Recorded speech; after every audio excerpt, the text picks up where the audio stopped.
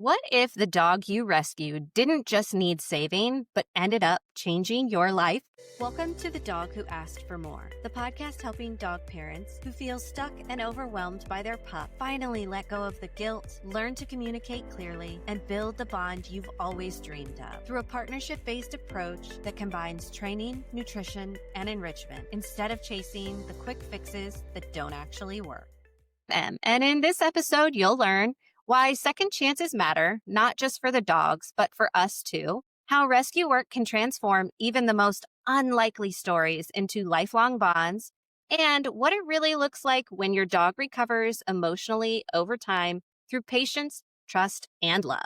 Today's episode is extra special because we're celebrating Toby's 12th Gotcha Day and talking about the power of second chances. Toby's story isn't just mine. It's one of resilience, trust, and what happens when someone believes in a dog that the world overlooked. To help honor that fact, I invited Tracy Fosterling, a passionate rescue advocate and foster who's seen firsthand how patience and love can rewrite a dog's future. Together, we're going to dive into the realities of rescue, recovery, and what it truly takes to give dogs like Toby the lives they deserve. Tracy, can you share a moment or a story where a dog's behavior was actually an ask, something you hadn't quite experienced yet, and how you showed up differently in response? It's funny you asked that because yesterday I was going through all my old footage of my current foster dog, Blossom, and making the story of I've had her for 6 months now, and I got to the part where I had just started to try and leash her. If you don't know Blossom, she was feral. She still kind of is feral. I first started fostering her 6 months ago, and we've been through a long journey, but she did not like a leash. And I had to get to the point where I had to put a leash on her. We worked with a trainer, and I was watching those videos back, and she was nipping at me. She was trying to bite my hand. She was lunging. And I'm so happy the trainer was there because I'm not a dog trainer and I never claimed to be. But a lot of people see that if a dog bites, that's a form of aggression, which that's generally not a form of aggression. That's them asking you to do something. Blossom was nipping, but she wasn't trying to bite me. She was nipping in a way where it wasn't going to do a whole lot. That was her warning. That was her asking me to please stop in a way that I was still comfortable with, that she was comfortable with. She wasn't trying to be aggressive. She wasn't trying to actually bite me. And I had never really worked with a dog that was actively doing that to me. And so my first thought was, oh my gosh. But then the trainer kind of talked to me and was like, this is her way of telling you she doesn't want to do it in a respectful way. She is trying to communicate to you that she's uncomfortable, that she doesn't want to do this. And that was kind of an eye-opening thing to me. And I knew in the past that dogs biting and growling, warning signs. They're trying to tell you something. But until I was in it firsthand, I did not fully comprehend that that's what was happening. And so that was kind of the first time I was in that experience. And I had to push through it, which in the past I would have been like, this dog is biting? It's trying to nip at me? No way. But I knew that I could push through it because I knew what she was asking me to do. So that was kind of one of my first bigger aha moments where I'm like, wow, this is so interesting, how dogs communicate. So that's definitely the first thing that came to mind is that.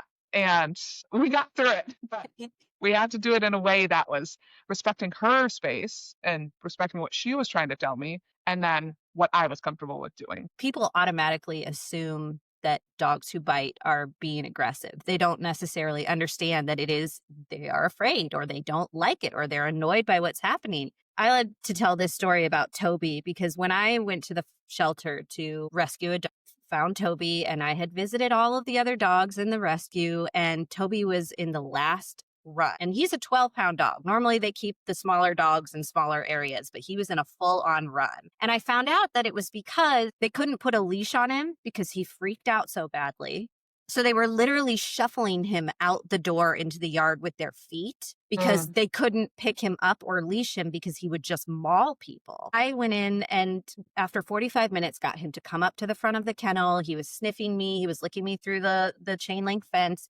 And I asked to take him into the quiet room to see, if he would sit in my lap, to see if I would be able to pick him up and take him. And the ladies at the front desk were so hesitant and they were kind of rude. They were basically made me sign every piece of paper that I could sign except for the last signature on the adoption form because the only person he hadn't bitten wasn't there that day. And I said, it's going to be fine. You watch. I'm going to be able to put the leash on him or pick him up and take him into the quiet room. And they're like, well, you have to sign all this paperwork. So I signed all of it and I went in there with the leash. He came right to me. He got right up in my arms. He let me carry him into the quiet room. We sat down. He got in my lap and he fell asleep. And they came over this like intercom while they were watching me through the glass window. And they were like, so you're going to take him, right? And that is how I rescue Toby. A lot of people in rescue, not in rescue, have a lot of misconceptions about dogs that show teeth or bite. And again, sometimes there are dogs that are doing it for reasons that are not good, but there are a lot of times where dogs are just trying to warn us. They're trying to communicate in the only way that they can. And unfortunately, like society sees a dog, if they show their teeth, we don't care. We don't want them. They're bad. We disregard them, which unfortunately, like that's why so many dogs are put down because there's barrier reactivity. So many dogs will show their teeth from through the gate, through the kennel. And it's just sad that that's like automatically what we think, and we're not willing to maybe work through some of those issues like you did with Toby. You were not deterred because you understand how a dog generally behaves. It's unfortunate that more people can't see that. It really is. And I think that if more people would just slow down for a minute and also learn to read body language on dogs, like it would be game changer for so many dogs. Social media is so scary. When I see somebody put their dog through a trend, I'm like, this is so painful to watch. I Like, know. your dog is one moment away from snapping at you. And then when the dog does, because you put the dog in an uncomfortable situation, you're not respecting the warnings and their space, it's the dog's fault. It's always the dog's fault. And I think like reading body language, yes, is so important. And people see a tail wag, but a tail wag can also be a bad thing. Uh-huh.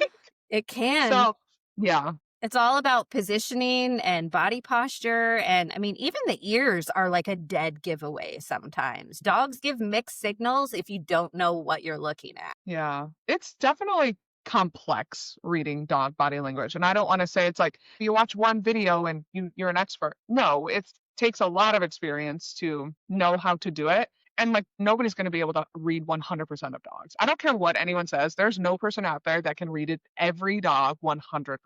But then when you can't, respect their boundaries. That's it. Yes. That's all we got to do. Respect them. It's really not that difficult. So Tracy, for someone who's just meeting you for the first time today, can you share a little bit about your background, how you became involved in rescue work, and a little bit about your work on Instagram that adds to your advocacy? How I got into animal rescue is back in 2016 or 2017. I was living in Tampa, Florida, and they have a huge shelter, a very big county shelter where they house 500-600 dogs. And I was volunteering there doing playgroup adoptions, and I had 2 dogs myself, and I had always wanted to foster. And one of my favorite dogs was on the youth list. She was about 20 minutes from being put down, and that just like pushed me into it. I was so scared. I was so scared to take on my first foster because there's so many unknowns. I think taking that first step is always the hardest, but I saw that dog and I'm like, it's now or never. And so that's how I got my first foster.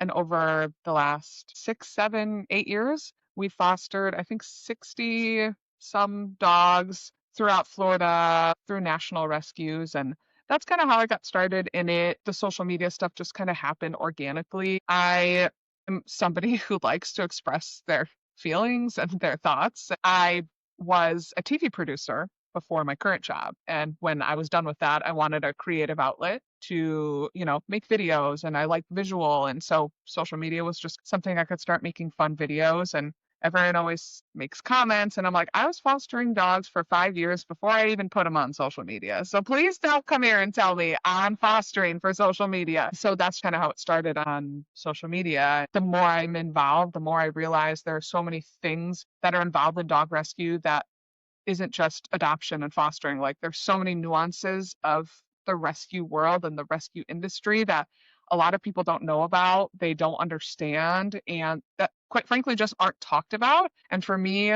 getting on my social media platforms, talking about those hard topics, those topics that some people just don't want to touch, is important to me because I post a lot of videos talking about these things, and 90% of my comments say, I had no idea. And I think it's because nobody's talking about the quote unquote bad size, the harder parts. We see all these videos on social media that are amazing of dogs being saved and rehabilitated, which is awesome. But we also have to show some of the sides that aren't that awesome, because when people get involved, they're not shell shocked. And like, wow, I had no idea this happened in animal rescue. And so I just try to prepare people for some different things that I've personally gone through and personally dealt with. That's how my platform for advocacy got started. And so far it's been interesting, and but there's a lot of people who don't know a lot of things. That's why it's important to just keep talking about those things. Honestly, that's why I love your content so much, because that's the same thing that I try to do with this podcast is educate on those topics that we're not talking about because people don't want to see that. That's my biggest problem with social media is that it's all aesthetic and we're doing the trends and we're following the, whatever. You mentioned this earlier. I don't put my dogs through trends because unless it's something we're training, there was the hands in challenge.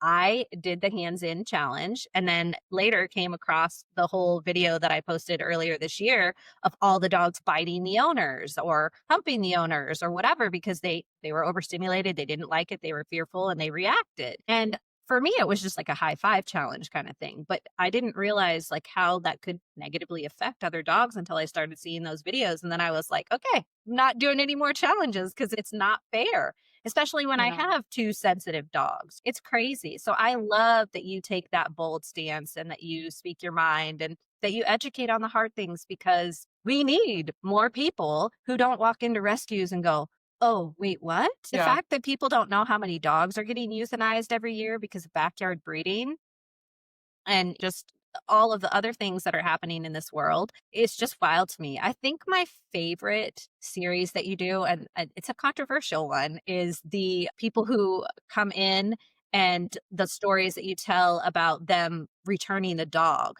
like 6 minutes or 6 hours or 6 days after they rescue the dog. And I mean, it's dumbfounding, but I know it happens. Never fabricated one single any of those stories. They are all real things that either I've seen firsthand, I've seen happen because I've been volunteering, or I've had people who are involved in rescue message me and tell me, oh my gosh, this is a story I have to tell you about. They send me screenshots. And again, 90% of those comments are people that are just dumbfounded that this happens. There's no way. There's no way. Yes. Yes, unfortunately, there is a way that these things happen, and they happen every single day. And guess what? Those dogs are considered owner surrenders, and they're going to be put down first. That is another thing people didn't know. Owner surrenders are euthanized first in shelters, and nobody understands why. So it's sad that you have to talk about that stuff. And I love the happy videos. I love laughing on social media. But I think we have to take the rose-colored glasses off sometimes and get into those topics because ignorance is not bliss, in my opinion. I can't live in a world where that is the attitude people have. Is if I just ignore it, because we've been ignoring it for too long. So let's stop ignoring it because we're never gonna get to the root or try to even help this crisis subside without actually talking about these things. Yes, there's a girl who has literally posted all the dogs that she had to euthanize that day, showing them in the bags in the back. And I'm like, yes, that's not a horror movie. That is what happens every single day. It's hard to look at, but we need to stop pretending that these things aren't happening. And so I post things that some people don't like, and I'm not going to apologize for it because you need to look at it or Yeah. listen to it. Yeah, 100%. Since we're talking about second chances, let's go back to that comment you just made about owner surrenders and those dogs being the first euthanized. Let's talk about it. Let's talk about why that happens and try to maybe help people understand why surrender is not necessarily the best option. Yeah, so I also was one of those people who didn't understand that owner surrenders were euthanized first. But the reason why that happens is because somebody brings a dog in. That shelter knows once that dog is signed over to the shelter, that dog does not have a rightful owner. Nobody's looking for the dog. Nobody's going to come in 24 hours and wonder where that dog is. They know legally that dog is not tied to anybody anymore. If they euthanize that dog, there's going to be no repercussions. A lot of times there's dogs in the shelters that are on stray holds for 3 days, 4 days. Some shelters have 10-day stray holds. They cannot euthanize a dog that is on a stray hold because an owner could come looking for the dog and they don't know who it belongs to. A shelter is only going to euthanize a dog that belongs to them, the county or whoever it may be. When you turn your dog in, when people say that's a death sentence, if you're turning a dog into a shelter that's 500% over capacity, it is a death sentence. There's physically nowhere for these dogs to go, and I don't think people understand that. When dogs are doubled up in kennels, when crates are stacked in hallways and in offices, there's physically just nowhere for the dog to go. So sometimes these dogs are euthanized that same day that they are surrendered, which is sad, but they're just not legally bound to anybody. And that is the main reason why they go first. And it's a hard line where you say, like, surrendering is not the best option, which I agree. And I get there's circumstances where it has to be done. I'm not going to be the person that's like, there's just no way ever that you should do it. There are circumstances where there might be any other option. And if you're going to dump the dog on the side of the road, don't do that. The videos I make about the ridiculous reasons, I will never stand by and say, you know what?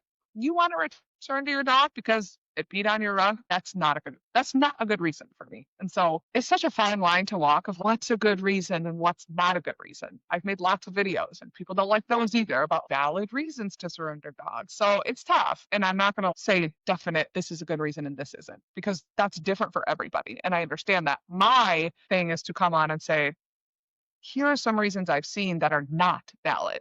So if you're thinking about doing it, please don't do it because your dog will probably get euthanized, especially if you're in the South and you surrender it. A lot of that comes back to if you didn't want to put work into the dog, if you didn't want to train the dog, if you didn't want to spend time with the dog, if you just wanted the dog to be a couch potato and hang out and live this boring existence and you didn't expect it to be shredding your house and your pillows and all of the things, like that is partly your fault, okay? That is partly your fault. You contributed to the problem. And if you're not willing to do something about it, it's not a fair reason to sentence the death of a dog. It's just not. And, I think that there are many more other creative ways that you could potentially rehome the dog or get some training and work with the dog to give it some better fulfillment and enrichment in its life so that it's satisfied and not destroying things in your house. Because a little bit of training and a little bit of attention goes a long way with dogs. For sure. And I always like to tell people who say, I can't afford a trainer, which very valid. I understand not everybody can just shell out thousands of dollars. YouTube is an amazing resource. Social media is so powerful when it comes to the offerings they have of dog training. You can learn so much online about dog training. And what I've also learned about being on social media is people don't understand how to properly take care of a dog. And that might not be their fault. They were just never raised to understand that dogs have to be enriched, especially certain breeds. When I started making enrichment videos, like ideas, people had no idea that dog enrichment was a thing. And so a lot of people get dogs, they're shredding stuff, but they don't understand why. Enrichment is something that needs to be stimulating their brains. Like that's something people don't know. That's hard too. Is like, how do you educate people out of something they grew up seeing their childhood dog for 20 years sit on the couch and do nothing? And then they get a dog and they're like, well, why is it tearing my stuff up? Well, it's an Australian Shepherd. Their parents had a 12-year-old lab, And so it's hard for people to recognize like what they need to change and then helping them make that change. YouTube is free. It's the most amazing thing you will ever find on the internet is YouTube. If you want social media, go to YouTube. TikTok and Instagram are kind of scary places, but go to YouTube. Like truly. There's a lot of educational content on YouTube. I actually put my educational content on YouTube, and I actually also have a free 60-page enrichment book because I got a certification for enrichment because I agree with you. It is something that is so needed. It's something that most people don't realize is a thing. It's not just extra or some bonus thing that you do for your dog. It is essential to their well-being. And to your point about the dogs that are in homes now, there's less dogs doing the jobs that they were meant to do and more of those dogs ending up in homes. And people don't do their research at all. And then they end up with these breeds of dogs because that Malinois looks awesome or, oh, Aussies are so cute and they have such great personalities. Well, yes, but can you handle a dog right, like this that? Belgian's going to be such a good guard dog. Those dogs have to be trained to do that. You understand Belgian Malinois don't just come out of the womb protecting you, right? You're going to turn that dog into a biting machine if you don't do it correctly. And it's crazy. It's nuts. It's a lawsuit waiting to happen a lot of times. Exactly. And the problem is we don't set our dogs up for success. We want the dog to fit into our life.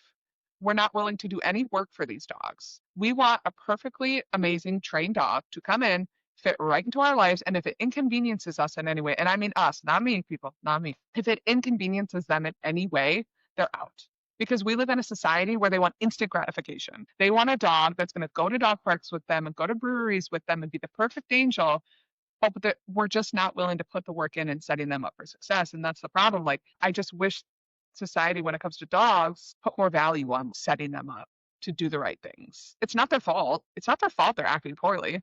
What they're bred to do. People get crazy about this, but I'm going to compare dogs to kids here for a second. Because when you're raising a toddler, if you don't teach the toddler that they can't smear their food all over the wall, they're going to smear their food all over the wall. If you don't teach a teenager that they have to do the dishes, the teenager's not going to do the dishes, and then you're going to have to come home from work and do the dishes. It's the same thing with dogs. You have to teach them what the rules are. You have to give them instruction, and then you have to reinforce that instruction. Because if you don't, they're just going to continue to make the same mistake. And that's something that I train all of my clients is give the dog something else to do. Give them an option. Teach them that when they're feeling in a certain kind of way, if they sit politely and stare at you or you put their paw on your knee, they're indicating, I would like to play a game or go outside and play fetch, or maybe I just want to have a lick mat or something. There's nothing wrong with teaching your dog to ask you for attention. There's nothing wrong with that. It's better than them ripping up your couch or the wall. It's not that difficult. Yeah. And dogs thrive on structure and routine. I have 6 dogs in my house.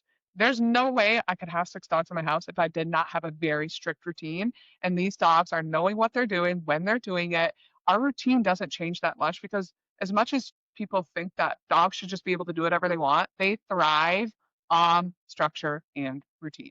When they know that they're going to do certain things, that becomes ingrained. And dogs are smart. And so I always encourage people, like, if you want to have 1 dog, 5 dogs, you have to have a routine to fulfill them, to train them, but also to keep yourself sane. It goes hand in hand, having that routine. A lot of people just don't really quite understand that, which that's fine. Again, they might just not know these things. And that's people's jobs on the internet to teach them and help them. Part of having those routines helps your dog recognize what's going to happen next. I've seen so many reels on Instagram where people are like, my dog when I put on real clothes. Well, that's because your dog knows what you're going to wear at home because you always wear that at home. When you change into something that's not covered in their scent and or hair and all that other stuff, and you leave the house, that is what's called a precursor cue. And the dog's like, oh, yeah, okay, I know I have to go in my kennel, or I know I have to do this, or I'm going to get a lick mat and a chew, and it's going to be great. And,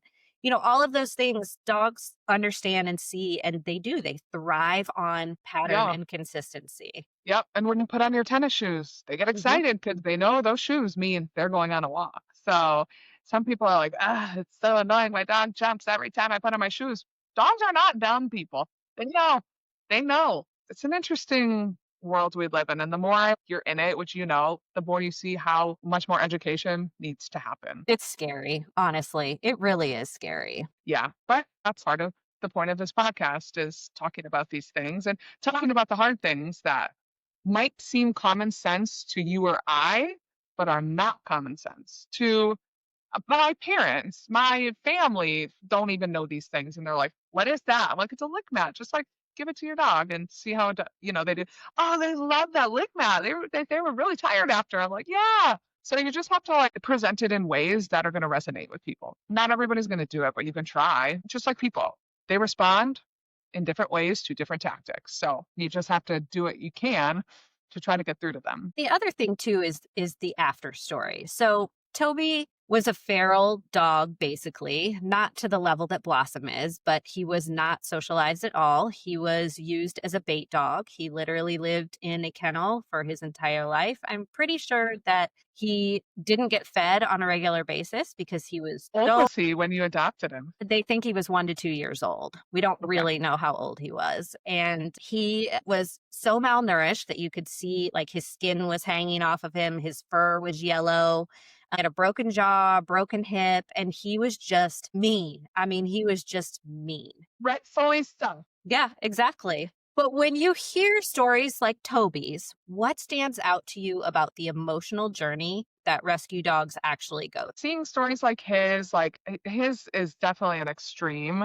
And Blossom, seeing stories like his makes me realize that every dog is different and every dog's journey is different. with trauma and with abuse. And you're never going to get a one size fits all. When you think you've seen the worst of a dog having abuse and trauma, like there's always going to be another dog that's different. And like his story, probably the way you approached him at the shelter by going in his kennel is different than another person is going to have with another dog. Like that's not going to work for everybody. And not everybody has that same level of comfortability. And so hearing his story, I'm like, I don't even know how I would have approached that. I mean, most people probably wouldn't have approached his kennel, which is great on you. Like they put you together at the right time so you could find each other. And I just try to stress that to people is every dog's journey is different. We get on social media and we see these amazing transformations of these dogs that had traumatic pasts and were abused.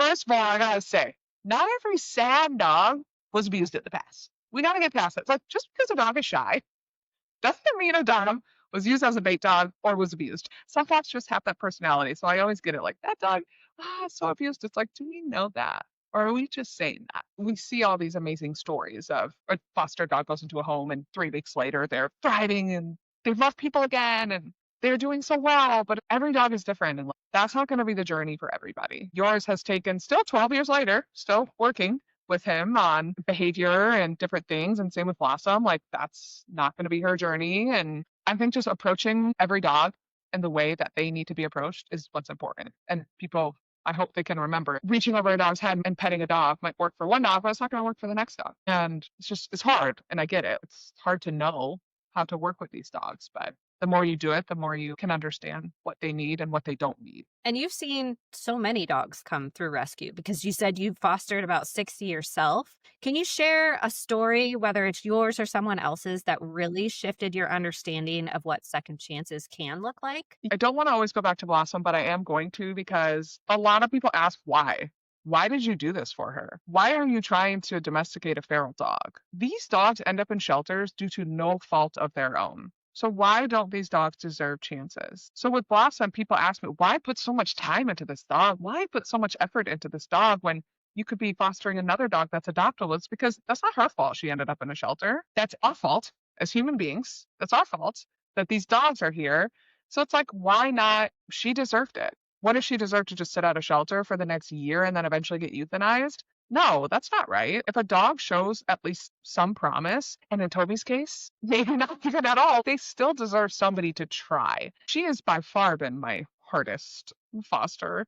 I had another dog about 6 years ago that I thought was feral that had nothing on Blossom, but he was another case that very shut down, very shy, but I could at least get a leash on him. And that was my first dog that wasn't quote unquote normal. That was my first experience with it. And I like had to travel for work and I left him with my husband. And my husband was like, I don't even know what to do with this dog. But what is going on? Because I do 95% of the caregiving. He's like, I don't know what to do with this dog. Why did you leave?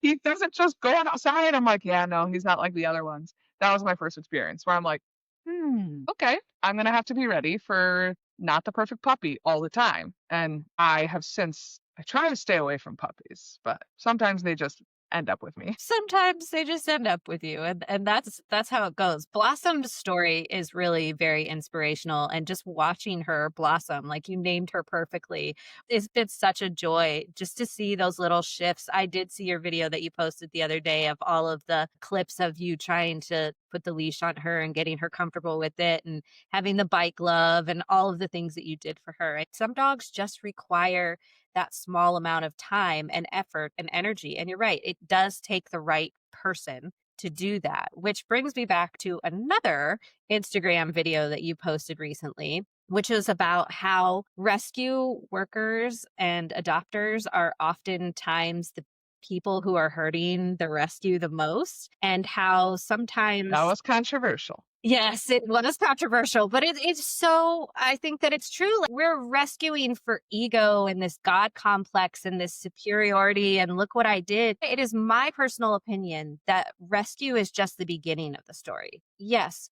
Toby has a horrible background and a horrible story, and I do share it for educational purposes, but you don't see that content on Instagram because that's not his story anymore. We've been together for 12 years. That's not his story. He's turned into this crazy little senior potato dog who has big opinions and the best side eye I have ever seen because he can judge you from 4 rooms over. People get so stuck in, well, I have 8 rescue dogs. Oh, I have, oh, look at all the good that I've done. But like, I would like to know how many of those people have taken on challenges like you have and done it so that the dog can have a better life, even if you're just the transitional person to get her into a final home or to get them into a final home where, they didn't actually do any of that work that made them adoptable. So I just think that it's really important that people realize how much time and energy goes into getting these dogs homes sometimes. That is another part that I like to talk about is just how hard rescue is because you get on social media and you say, this dog was rehabilitated and adopted. But do you know what went into this dog? How much time, but also how much money goes into these dogs? It's not just you pull a dog from a shelter, they go into a home and it's free. It's people's times, people's money, the rescue's money, donations. And they're great stories to watch. But, I love when people actually talk and show the hard parts of it and what went into it. Like that video I made took me hours to make. I'm like, this is 6 months of footage. I took on a bigger project than I could handle on that one. But yeah, and the video that I made about people in rescue making it harder, like the people are making it harder than it has to be. And that's the problem is because people get into rescue, probably with good intention. Why else would you? But they get into it and then they realize social media exists. And social media is a cash cow for donations. I see so many people asking for donations on social media who don't have a 501c3, who aren't registered anywhere, that aren't actual rescues and are asking for donations. And those are the type of people that are ruining rescue because somebody donates and they never see that money again. Or people on rescue who get into it for the right reasons, but they get these egos, which I don't know why we have egos in dog rescue, but we do. My rescue is better than yours. I've rescued more dogs than you. My vetting process is better than yours. Like, why are we comparing? The end goal is to get these dogs adopted, but y'all have made it so difficult to work with some of you. I've worked with rescues once, never again. Why are we talking down to people in rescue? Why are you treating your volunteers and your fosters like they're idiots? You ask for support, you get it, and then you treat these people poorly. And that's one of the biggest reasons, mostly that I was talking about, is people in rescue, unfortunately, are not always nice. And they turn people off. If you don't have thick skin, you will not last. If you get in and sometimes your rescue says things to you that are, or ask things of you that are, if it raises a red flag in your mind, walk away. I've walked away from so many rescues where I'm like, this is not, no, this is not what we should be doing. If you're going to treat me like crap and I'm donating my time and my money to you, you don't deserve my time and money. And that's the problem is I just had so many people message me and be like, I worked with a rescue once and they treated me like shit. It's like, why are we doing that? Why are we treating these people who are trying to help you like shit? That should not be the case. And I get it. Rescue's hard. It's emotionally draining. It's physically draining. It's mentally draining. It's a thankless job, essentially. But now social media exists where they can be hailed as heroes. And now that's where these people come out of the woodwork and they start rescues. It's a whole thing. You know what I'm talking about. But I just think we should try to support each other rather than just tearing other rescues down and tearing people who are trying to help down, which I don't even know why. We're rescuing dogs. Why is this dramatic? Here's some drama in dog rescue, It's so confusing. Rescue should be a collaborative effort, whether that's rescue to rescue or a volunteer to rescue or a doctor, foster, any of that stuff. All of those things have to happen in tandem. They have to work together in order to be successful. So we can't Yeah. be jerks and be treating people terribly or talking about potential adopters when they're not there. There's just so many shady things that happen in rescues, and it's really, really So sad. many. We'll never get out of this hole that we're in if rescues can't work collaboratively or shelters can't work with rescues. It's like we're shooting ourselves in the foot because we can't get it together and understand that the goal is the dogs. The goal is not to get as many donations as possible. The goal is not to get as many social media followers as possible. Yes, that helps. But like, if that's what you care about, do not get into rescue. If you care about the number of followers that you have on social media, you're not in it for the right reasons. If you care about the number of animals that you're saving and that's the most important thing, do not get into rescue because you're not in it for the right reasons. If you start fostering a dog and you post a video and it gets 100 views and you're upset over it, do not get into fostering. We shouldn't be getting into this for social media and notoriety and people saying you're the greatest person on planet Earth. Like, that's not why. And unfortunately, social media is a blessing and a curse in that way. It's hard. Like, it's amazing. When TikTok was going to be banned, I was like, no, so many dogs get saved from this app. But then you have the other hand where so many people see it as an opportunity. It's like dog rescue is not a job. It's not a career. It's not an opportunity for you to get followers and make money. But that shouldn't be why you're doing it. And that's my opinion. And I don't share that often, but I'm sharing it here because I see it a lot. Unfortunately, that's what happens. People say, well, you are on social media. Well, I fostered dogs for like 6 years before I even posted them on social media. Shed it, you know? I love that you shared it. It's really important. And I agree with you. I mean, I've been in this industry with animals in one way or another for 30 years now. And it's hard to watch the things that we watch. I did a lot of rescue work in my younger years when I was a vet tech. And between the rescue and the clinic, it is not for the weary or weak at all. You have to have thick skin, a tough heart, and you have to be able to deal with dogs in bags in freezers because that is the Yeah. reality of the day in and out. And I do want to stress too that I understand how hard rescue is. And sometimes you're dealing with the dumbest of people who are so irresponsible, who are so nasty and so mean. And they come into your DMs and they call you every name because you won't take their dog. So I understand that at a certain point, you're like, fuck off. I get it. There's some days where these rescues do so much, and then people still continue to treat them so poorly and so poorly. And that's hard because then they build up this inside. They're like so bitter and so resentful towards the public because the public treats them like crap. But then there's some people who come in and they're just trying to help. And then in turn, you start treating everybody like that. And it's hard because you do it for 30 years and you see the worst of the worst of the worst of people. And your mind is just people suck, but not all people suck. And we have to remember that. So I do want to stress that I would never start a rescue because I don't have what it takes. So the people that are running reputable, great rescues, I commend. I could never do it. And so I just want to stress that. Like sometimes you just have to be an a-hole because that's the only way to get across. But the people in rescue, the people that don't have good intentions are the ones that are ruining it. With your experience, especially with Blossom, you have been in what I like to call the messy middle. If the person listening right now is in that messy, hard middle where their dog is still learning to trust them, still learning the lessons and the rules of the house, what would you say to help them understand that it's okay if they're not getting it right and what to look for to help them get it right? It's okay to have breakdowns. I did it several times. I always joke that every time I would have a breakdown, a breakthrough would happen. Right after I would have a breakdown, a breakthrough would happen. And I want to stress it's okay to like feel. It's okay to feel overwhelmed and it's okay to feel like things aren't going right. That's a normal feeling. And I want to stress that fostering is hard. It's an amazing thing to do. But sometimes you just have these feelings where you're like, what am I doing?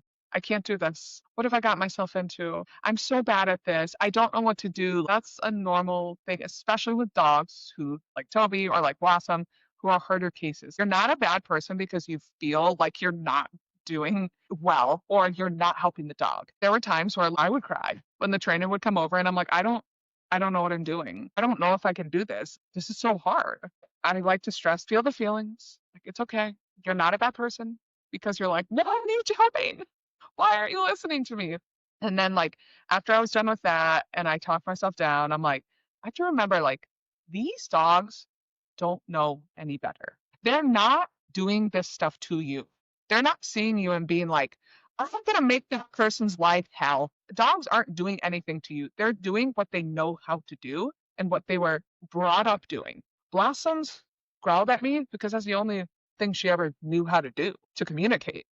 She doesn't do it anymore, thankfully, but she did it for 5 months. Just remember, the dog is not trying to make your life hard. This is how they're communicating, and it's your job to teach them. And not every dog is going to learn the same way. The tactics I use with Blossom, I could not use with Penny. So every dog is different, and it's not a one size fits all scenario. Like every foster dog I've had to do different things with each and every single one. Maybe set aside, like if I'm fostering an 8-week-old puppy, it's pretty cut and dry for the most part. But older dogs, every path is different. Every timeline is different.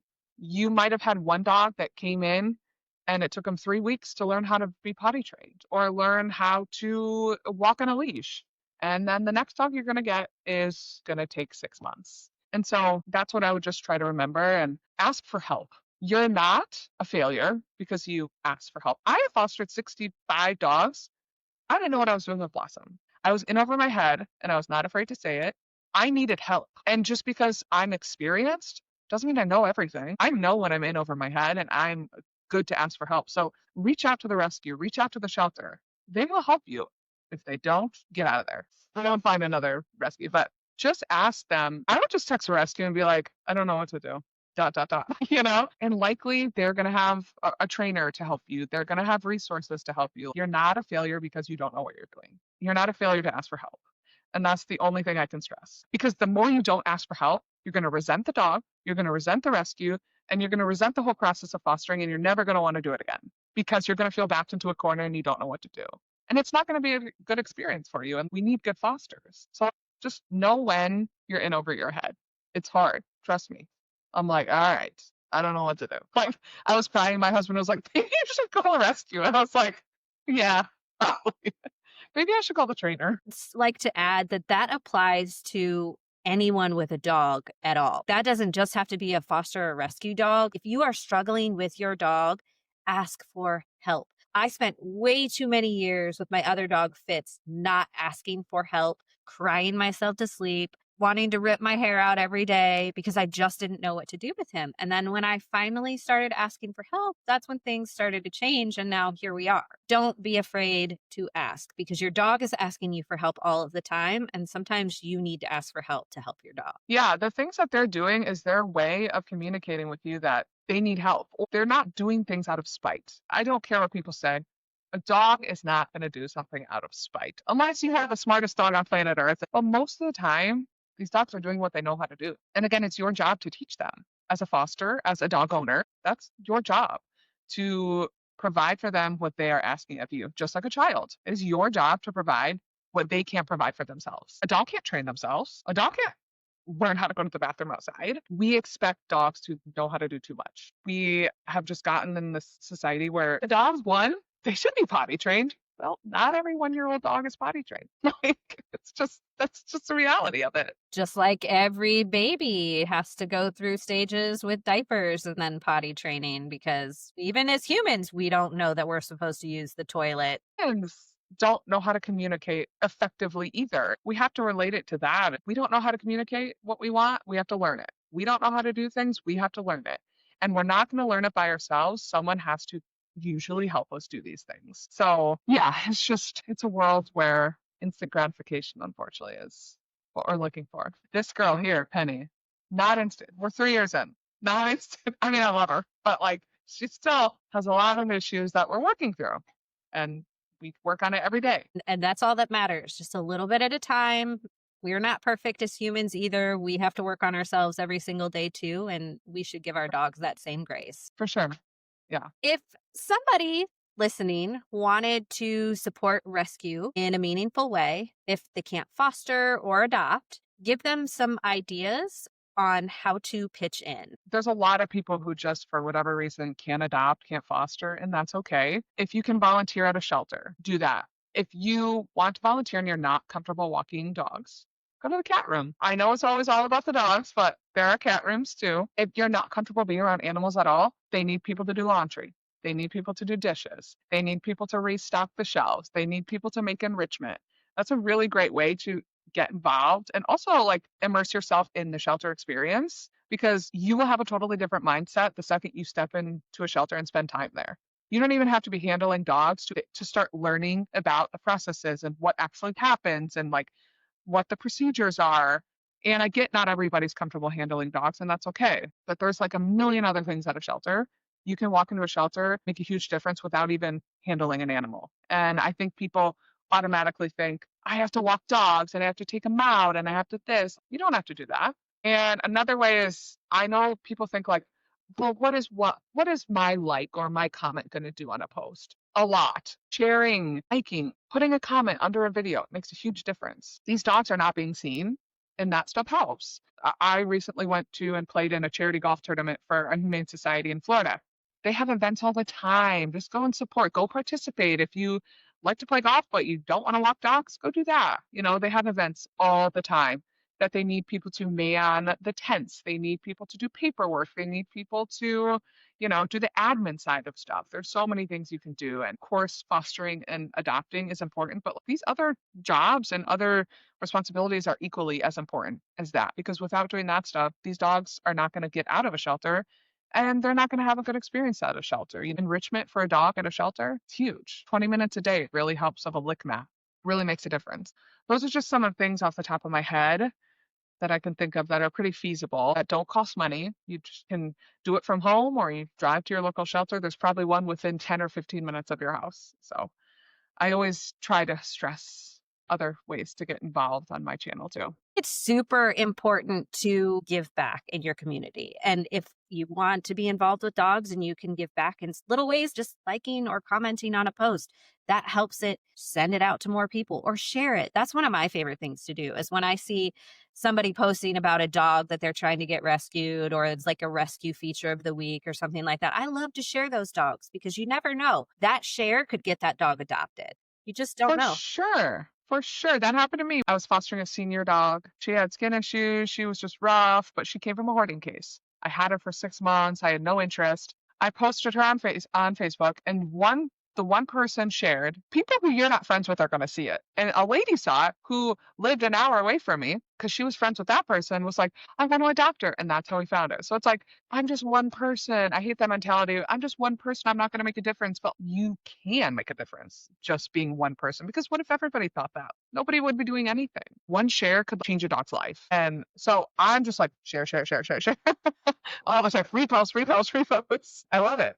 And it takes 2 seconds to do. Before we wrap up, I'd love to end with a little bit of homework for humans. If you could give the person listening one small, meaningful action that they could take this week to support rescue dogs like Toby and Blossom, something simple but impactful, what would it be? To support rescue dogs, I'm trying to think of one small thing. I know we were just talking about social media and sharing and engaging in content. That's the easiest thing I can think of. But really, if you want to support rescue and support some of the harder cases, is when you see somebody posting content, or just go watch a video about a story about a feral dog.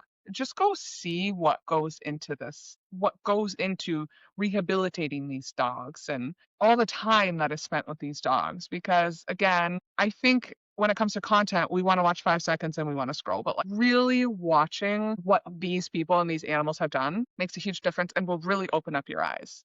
And it's like, wow, oh my gosh, this is what it takes for harder cases. But the end result is 9 times out of 10 going to be very rewarding. There are some cases where it's just sometimes things happen. Not every dog is saved. And unfortunately, that's a mindset that being in rescue, unfortunately, you have to understand. I came across a woman, I was at Global Pet Expo, and I met her, and she said, I can never go to a shelter. It's just too emotional for me.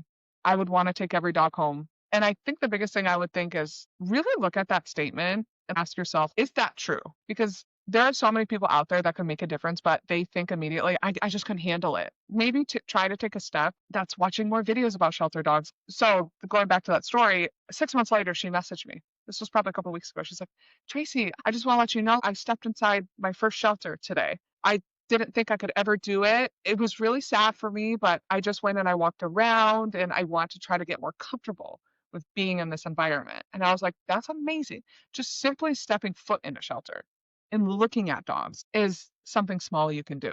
Because again, you've seen the comments. I could never. It's too emotional, which it is. I'm not mitigating that at all. But just trying, at least trying to take that step to maybe walk around a shelter. Shoot, go sit in the parking lot and listen to the dogs bark. It's hard, but it's something that is part of it. Every time I come back from the shelter of volunteering, my husband's like, how was volunteering? I'm like, it sucked, but it was good. a double-edged sword of like, it's so great to go and help, but it is sad. So you have to try to regulate those feelings somehow, which it's harder for different people. Like it's different for everybody how you do that. So that's what I would say. Like long-winded answer, which is constantly what I give. That's what I would suggest. And I know it's hard to take that first step. I totally get it. My first foster dog, I was terrified. Taking that first step will open up so many doors for you. Most people don't get involved because they are too scared to take that first step. It is scary, for sure. But once you do it, your mind is opened up to so many different things, and the possibilities of how you can help is opened up. It's pretty interesting once you get started. So that would be my homework. It's about 10 different things. It's a super important message. Small changes add up. One thoughtful action can make a big difference. And even if that just means looking up on the internet what shelters are near you and figuring out if maybe potentially you want to go visit them and meet the staff, like just do a little bit at a time to get to the bigger picture. You don't have to just jump in like gung ho right out of the gate. You don't have to just start fostering. You don't have to walk into the shelter and say, give me the most difficult dog and foster it. No, like you said, small things can lead to really big results. And I think we forget that in rescue is like, I'm just me, and just a little old me. Well, everybody is just a little old you until you start doing stuff. And it's important to just get involved in any way you can. It's scary and it's sad and it's emotional. Like I'm not gonna be like, it's happy all the time. But those instances of going through those things make you a better person, make you understand rescue more, and make you more emotionally ready to handle what's next. And you never get numb to it. It's always gonna be sad. You see so many great things in rescue, which I think people forget is there's so much good that comes from it. I've met some amazing people. I've met amazing dogs. I have 5 of my own dogs. Like it's an amazing community to get involved in. When you are in it with the right people and you meet the right people, you have friends, you have support system, like people that don't understand anything else, like you can go to and be like, and other people outside of rescue don't understand. I don't care what they say. People outside of rescue will not understand what you're going through, but they're just dogs. If you have that love, get involved because you're going to meet so many like-minded people that will help you through the process of when it's hard and when it's stressful and when it's sad. Like other people that aren't involved can't help you through that. Only the people in rescue can do that. It is a special community. That is for sure. It's one unlike any other. It really is. But it's great. It is. Just get involved. That's all I can say. Today, we celebrated Toby's 12th Gotcha Day, and in doing so, we honored every dog who's ever been given a second chance. Toby's story is important proof that rescue isn't just about saving lives, it's about building partnership that changes both of you. And through Tracy's experience, we are reminded of the hope, patience, and everyday actions that make those transformations possible. Tracy, what would you like to leave the listener who is probably struggling a little bit with this episode today? It doesn't have to be on topic. It can be whatever you want it to be. And when you say struggling with this episode, what do you mean by that? What do I mean by that? I mean that this was a lot, right? We kind of went back and forth, and I'm hoping that somebody is struggling because they're growing, because they learned something today, or they heard a hard truth that they didn't realize, like the surrender dogs being the first euthanized. We covered a lot of hard things, a lot of controversial things. I'm probably going to struggle while I edit this episode. So maybe just give some relief or some advice. Always remember that what you're doing is going to have a good result at the end of the day. If you go into it with a positive attitude and a positive mindset, you're going to make positive changes. It's just like anything you do in life. You're going to have things in your job, in your relationship, in your friendships that are hard, but they're always worth it in the end. Maybe not your job, in your relationships in life, like you're going to have hard things that you have to work through, but it's always worth it in the end to get that end result, to get that really great friendship, that great relationship, that great job. And that's how you have to think of it too. Go into it with a positive mindset. Yeah, you're going to hit bumps. You're going to be sad. That's just part of it. But it's always going to be really great at the end. Seeing blossom now, it was worth it. It's always going to be worth it. And just remember that. And you're changing dogs' lives who would never get a chance otherwise. You're completely changing a dog's life. And that's huge. Like, what's that saying? To you, they're just a dog, but to them, you're their whole world. Like, that's so true. You are a dog's whole entire world. Whether you're fostering or adopting, you're changing that dog's life. So just remember that. And it's a fun journey. We talk about hard things, but sometimes it's good to explore those hard things.